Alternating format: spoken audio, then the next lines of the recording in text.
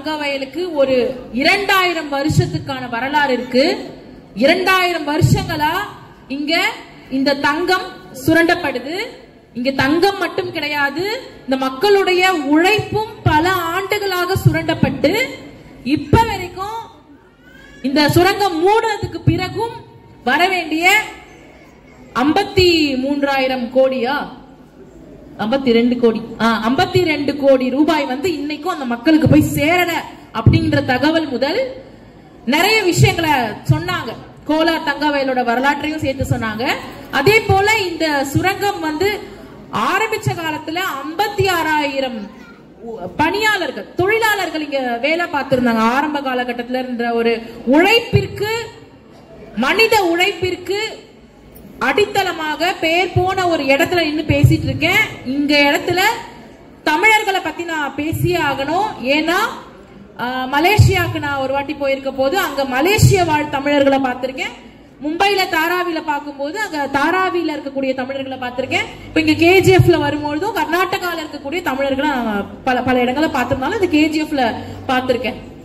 இங்க என்ன எனக்கு புரியுதுன்னா, தமிழர்கள் எங்க போனாலும் தாங்கள் வாழ்கின்ற மண் மீது தீராத பேரன்பும் பிடிவாதமும் வச்சிருக்காங்கன்னு புரிஞ்சுது. அந்த மண்ணை எந்த காலத்து கொண்டும் விட்டு கொடுக்க மாட்டாங்க. அது மேல அவ்வளவு பற்றோட அன்போட இருக்காங்கன்றத நான் பார்த்திருக்கேன். இங்க என்னன்னா, இந்த தங்கம் அப்படிங்கிற இடத்துல இருந்தே நான் என்னோட உரையை துவங்குறேன். இது இன்ஃபார்மலா கூட இருக்கலாம், ஆனா நான் இந்த இடத்துல இருந்து தான் துவங்கணும்னு நினைக்கிறேன். ஏன்னா இங்க நம்ம பல தங்க மகன்களுடைய வரலாறை நம்ம பார்த்திருக்கோம். தங்க மகன் அப்படிங்கிறது சினிமா பேரா இருக்கலாம், ஒரு ஆள் பேரா இருக்கலாம். ஒருத்தர் தங்க மகன் அப்படின்னு நம்ம வரலாறுகள் சொல்லி இருக்கு. ஆனா இங்க நிறைய தங்க மகள்கள் உட்கார்ந்து இருக்கீங்க. நீங்க அனைவருமே தங்க மகள்கள், சரிங்களா? இந்த தங்க மகள்கள் அப்படின்னு நம்ம சொல்லும் போது இன்னைக்கு இந்தியாவில் இருக்கக்கூடிய பெண்கள் அணிந்து கொண்டிருக்கிற அல்லது பொருளாதாரத்தில் மிக முக்கிய பங்கு வகிக்கின்ற தங்கத்திற்கான ஆதாரமாக விளங்கக்கூடிய மக்கள் இங்க இருக்கீங்க. அந்த உழைப்புல பெண்களுடைய உழைப்பு அலாதியானதுன்றதை யாராலையும் மறுக்க முடியாது. இப்போ இந்த தங்கம் அப்படின்னும் போது இது எப்படி பெண் அதை பார்க்க வேண்டும்ன்றது நான் தொடங்குறேன். நான் ஒரே ஒரு சின்னதா ஒரு கதை மட்டும் சொல்றேன். இப்போ சமீபமா மலையாளத்துல ஒரு படம் வந்துச்சு, பொன்மான் அப்படின்னு அந்த படத்துக்கு பேரு.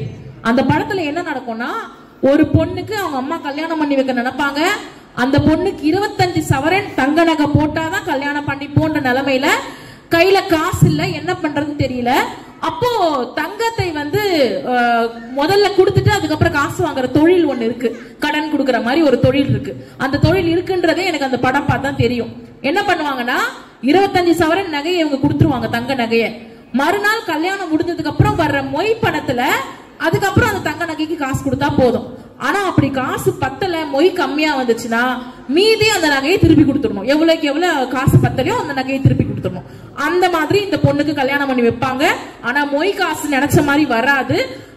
பாதி தங்கத்தை திருப்பி கொடுக்கணும். அந்த பையன் தங்கத்தை திருப்பி கொடுங்கன்னு கேட்பான். ஆனா திருப்பி கொடுக்காம அந்த பொண்ணு புருஷன் வீட்டுக்கு போயிடும். புருஷன் ஒரு பெரிய ரவுடி. இந்த பையன் அந்த தங்க நகையை திரும்பி வாங்கியே ஆகணும், இல்லைன்னா இவன் ஓனர் அவனை கொலை பண்ணிடுவான். அந்த மாதிரி ஒரு சூழல்ல ஒரு இடத்துல போய் அந்த பெண்ணுடைய கணவன் சொல்றான், இந்த 25 சவரன் நகைக்காக மட்டும்தான் நான் உன்னை கல்யாணம் பண்ணிட்டு வந்தேன். இந்த நகையை நான் திருப்பி கொடுத்துட்டா ஏன் தங்கச்சிக்கு என்னால கல்யாணம் பண்ணி வைக்க முடியாது, ஏன் அக்காவுக்கு வரதட்சணை இன்னும் கொஞ்சம் பேலன்ஸ் கொடுக்க வேண்டி இருக்கு, இதையெல்லாம் நான் எப்படி கொடுப்பேன்னு சொல்லி அந்த பொண்ணு கூட சண்டை போடுறான். அப்ப அந்த பொண்ணுக்கு ஒரு இடத்துல புரியுது. என்ன புரியுதுன்னா, அப்ப இந்த ஆளு கல்யாணம் பண்ணிட்டு வந்ததுக்கான காரணம் நான் போட்டிருக்க இந்த தங்க நகை மட்டும்தான்.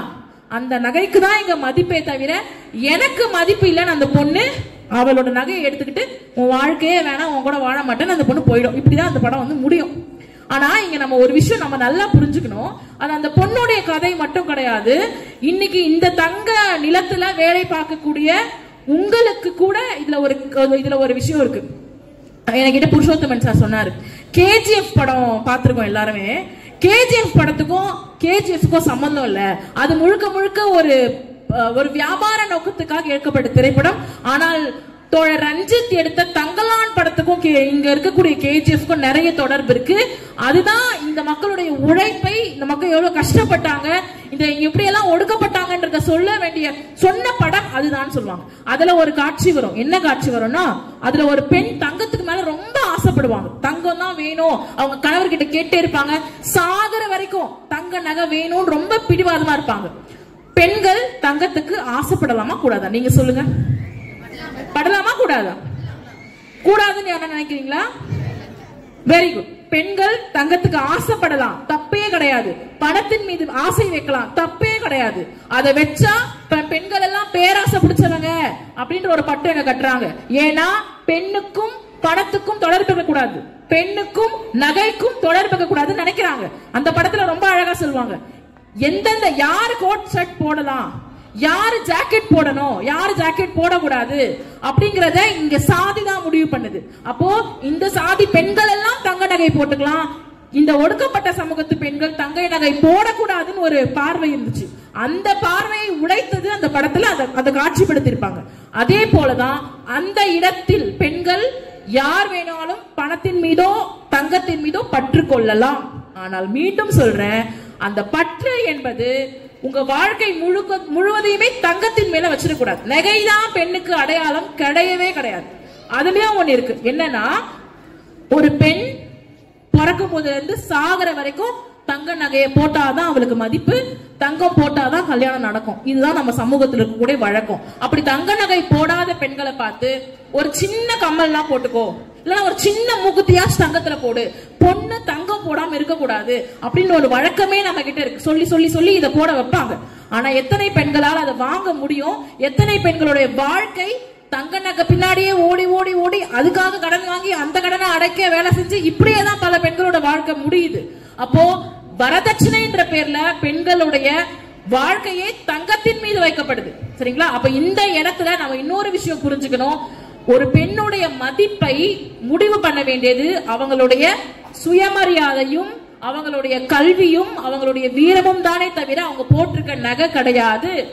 ஒரு தங்கம் அப்படின்றதோட வேல்யூ என்னன்னா அது காசுக்கும் பொருளாதாரத்துக்கும் தான் ஒரு பொண்ணு இருக்க வேண்டுமே தவிர ஒரு பெண்ணுடைய மதிப்பிற்கும் பொண்ணுக்கும் சம்பந்தம் கிடையாது. சரிங்களா? நாம பெண்களாக இருக்கும்பொழுது நமக்கு என்ன அடிப்படையா தேவைன்னா தைரியம், சுயமரியாதை, கல்வி, சுய சம்பாத்தியம், சுயமாக முடிவெடுக்கும் திறன், பகுத்தறிவு, இதெல்லாம் தான் பெண்ணுக்கு ஆபரணங்கள். தங்கத்தின் மேல ஆசை வைக்கலாம், ஆனா தங்கத்தின் மீது பெண்கள் அடிமையாக கூடாது. அதை கட்டி காப்பது மட்டுமே வாழ்க்கை நினைக்க கூடாது. அதே போல நீங்க எவ்வளவு நகை போட்டிருந்தாலும் எவ்வளவு பணம் வச்சிருந்தாலும் உங்க அப்பா அம்மாக்கு உங்களால அந்த பணத்தை கொடுத்து உதவ முடியுமா? டக்குன்னு ஒரு நகையை காட்டி கொடுக்க முடியுமா? முடியாது.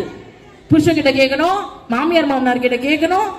அந்த நகையை நீங்க போட்டிருந்தா கூட அந்த நகைக்கு நீங்க உடைமைவாதி கிடையாது. இதைதான் தந்தை பெரியார் என்ன சொல்றாருன்னா, பெண்கள் என்ன நகை மாட்டி வைக்கிற ஸ்டாண்டா? இப்ப நகை எப்படி பீரோல வச்சிருவோம், அந்த மாதிரி பெண்கள் மேல நகைகள் எல்லாம் மாட்டி வச்சுட்டு அந்த நகை மேல பெண்ணுக்கு உரிமை கிடையாது. வெறும் மாட்டி வைக்கிற ஸ்டாண்ட் மட்டும் தான். நீங்க நினைச்சா அந்த கம்பலை கழட்டி அடகு வச்சு உங்க அப்பா அம்மா காசு கொடுக்க முடியாது, உங்க தங்கச்சிக்கு அவசரத்துக்கு உதவ முடியாது. அந்த நகை உங்களுடைய உடைமையாக இல்ல. இந்த அரசியலையும் நம்ம புரிஞ்சுக்கணும். அந்த பணம் நீங்க சம்பாதிச்சாலும் அதை செலவு செய்யற உரிமை உங்ககிட்ட இல்ல. உங்க ஏடிஎம் கார்டு முதற்கொண்டு பேங்க் புக்கு முதற்கொண்டு உங்க கையில கிடையாது. நிறைய பெண்கள்ல நிறைய படிச்ச பெண்கள் சம்பாதிக்கிற பெண்களுடைய வீடுகள்ல இதான் நடக்குது. அதனால பெண்கள் பொருளாதாரத்தையும் நகையையும் ஆசைப்படலாம், அது தப்பே கிடையாது. ஆனா அதுக்கான உரிமை உங்ககிட்ட இருக்கா, உடைமை உங்ககிட்ட இருக்கா அப்படிங்கறத பெண்கள் முதல்ல சிந்திக்கணும். One stop solution for your neuro and holistic problems. Dr. J. Mariadas, near Municipal Ground, First Cross Road. 100% pure and clean. No compromise. Best quality. Family restaurant. 100% Hamburg and Dindukal style biryani. 100% Venus biryani. Near Government Maternity Hospital, Maharaja Road, Robertson Peak. For all NCERT, CBSE textbooks, guides, PUC, ITI, BE textbooks, guides and classmate notes, and for all the types of stationery available only at Satya Bookstore, opposite to Karur Vaishya ATM, Aladamara, Bemmal Nagar, KGF. For more details, contact 8073962145.